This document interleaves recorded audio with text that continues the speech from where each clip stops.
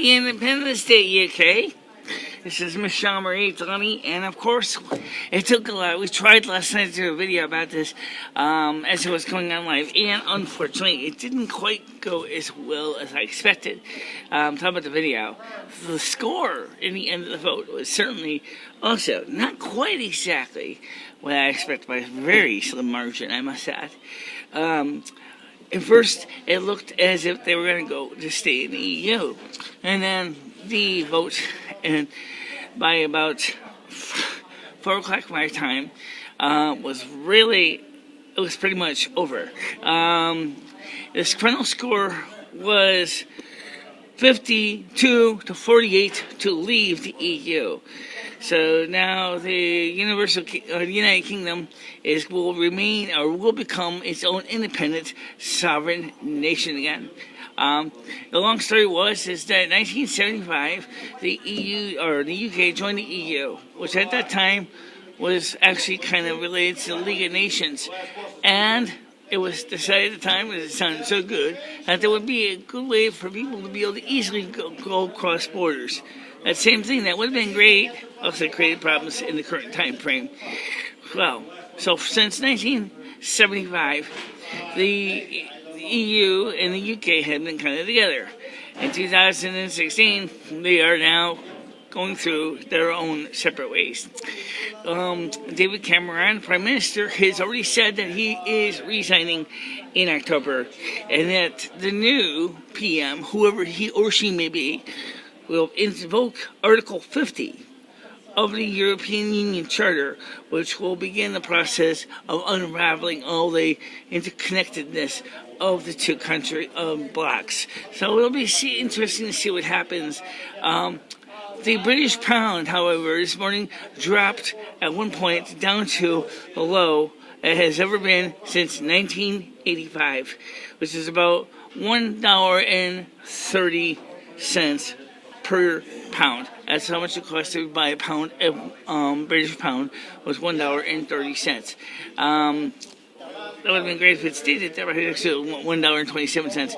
Because if it had, I could go ahead and buy a whole bunch of pounds sterling, and once the things start to change, I could sell those pounds sterling, and I would have been rich. Okay. Except I don't know where you buy British pound sterling. Okay, so I also need to find out what Article 50 is.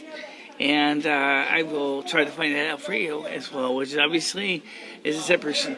Other countries in the EU are considering the same thing. France is one of them. Italy is another. Sweden is another. Germany, not so much. Germany kind of likes it, so they want to kind of stick around. So it's going to be a very interesting situation. The state of Texas in the United States also want to have its own exit, or Texit, to get away from the American U.S. Union, because for the same reasons that the EU wanted out. And they felt that they were getting screwed in so many ways, including flood of Syrian refugees. Okay, Texas, I agree with you. Also, Vermont wanted out at one time, too. And there was a vote for secession in Vermont. At one point. So if they're going to have another try, possibly. This also has a positive impact. It's going to destroy the globalist agenda, which a lot of it is maintained through Bilderberg. Bilderberg is a big, giant, semi-quasi-secretive backdoor government that most people don't know about. Bilderberg had their meeting in Dresden this year, and the meeting basically was to enforce global control. Well, now they're going to have a problem because more and more members of those Bilderberg nations are all part of the European bloc. Some of them are also part of countries that want to leave. So that's going to obviously kind of help break the control features. Let's see what else. Oh, yes. Cat's inside right now. He's chilling out. And unfortunately, I can't see the weather is going to chill out. It's going to be getting hot again today. So we will be having to figure out how we're going to literally chill out. High today will be about 28 degrees. And then, of course, by next week, we'll see some temperatures around 30, 31 degrees Celsius.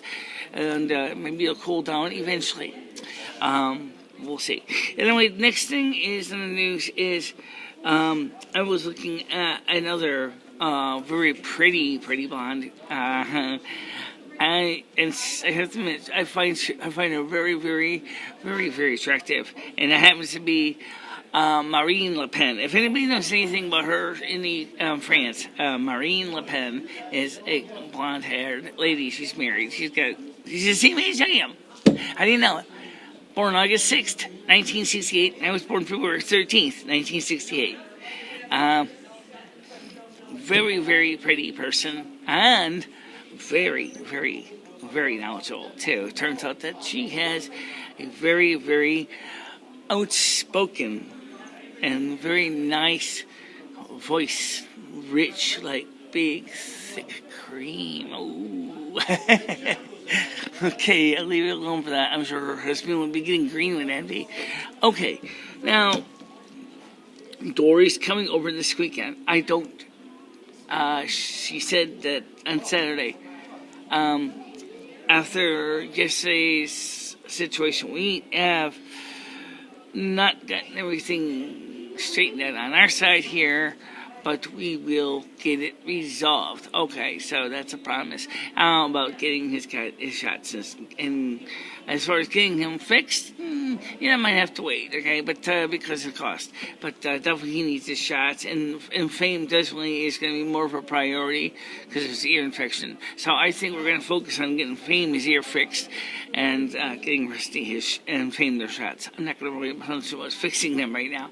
I think that's really the least of the problems, because with Fame's ear infection, it could end up becoming something seriously really bad. It's been a problem for many years. It's a blister in his ear, and we don't know where it's from. So obviously the vet's going to have to do a little bit of investigation to find out what's causing it, and we'll find out. But his secretary said there's a good possibility that Fame will have to end up as an inpatient to service his ear and to do blood work and analysis. So we'll find out what's going to happen. That's going to cost money. We know that. That's pretty much it. Except to say, like I said, congratulations, UK. I am very proud of you. I do know that the Scottish people wanted to stay in the EU.